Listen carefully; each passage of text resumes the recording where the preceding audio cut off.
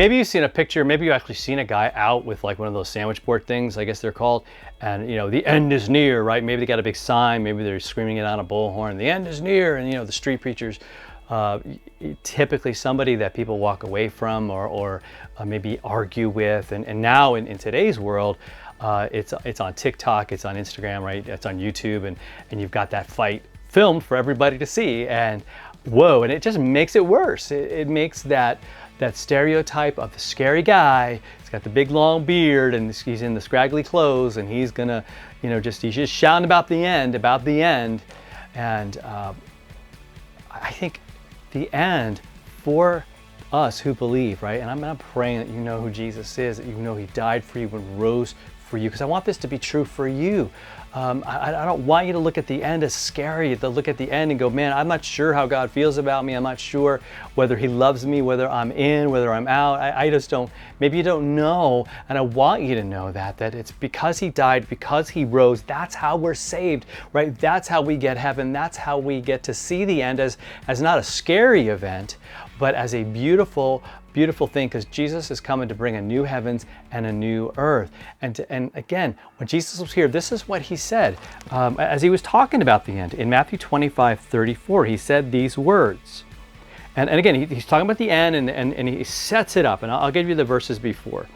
It says that, right, there's these angels, there's a glorious throne, before him all the nations are there, and they're separated, right? There's sheep on one side, goats on the other side. So to the sheep, to his people, he says, right, those who have believed in him, he says, on the right, come you who are blessed by my Father, inherit the kingdom prepared for you from the foundation of the world.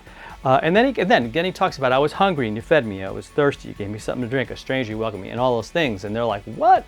When did we do that? And he's like, well, when you did it for the least of these, you did it for me. In other words, you are a certain person, and so as a saved child of God, this is how you live, right? You don't do all those things in order to be saved, in order to get in. It's not like your audition, if you will, and if you could feed enough homeless people and that, well, then maybe you'll get into heaven. No, that's not it at all. It's this amazing gift, and our response in our lives every day, in light of eternity coming, in light of this moment before the throne, we say, Lord, it is my, I think of it this way, Lord, it is my pleasure, it is my, it's just this awesome opportunity. Like, I get to help people. I get to do it in your name. I get to do it for you, as if it was you here. Like they get a picture of Jesus through me, as unworthy as I am.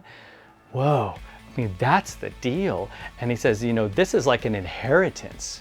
It's not like inheritance. Actually, it's your inheritance. It was given by your Father. You're his child. He prepared this before the foundations of the world. This was the plan, to give this to you. So man, to me, it just casts this whole thing in a different light, that now it's this blessed event. I can look forward to it with anticipation, with excitement, and be like, oh man.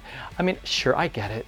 It's, we don't want to see the end of our world that we've got. We've got all kinds of cool things, right? I'm up in my practice area here at my house, and I got guitars and amps, and I love it, right? And my family lives here, and my wife, my kids, my neighborhood, my church. All of that is awesome. And yet those are all a gift from God. And I can't wait for him to come home, and take me home, to bring me into eternity and say, come on in. Just longing for that day. Come on in. And I know that I'm in because he says that to me every day. He says, come on, let's go. He goes with me.